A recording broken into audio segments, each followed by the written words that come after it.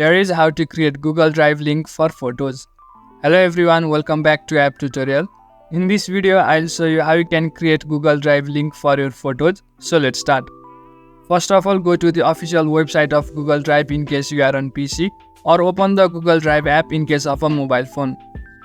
Then after, as you log into your account, you will come to the home page of Google Drive. Now go to My Drive from the left hand side. After that, locate the photo that you want to share. After you locate the particular photo, in order to create a Google Drive link, click on the three dots on the right hand side of that photo. Then after, you will find this share option.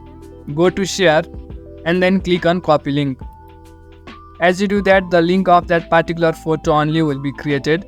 Now you can share that link with someone and only that particular photo will be shared.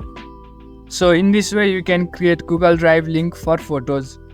That's it for the video. Make sure to leave a like if you found this helpful and subscribe to the channel for further videos.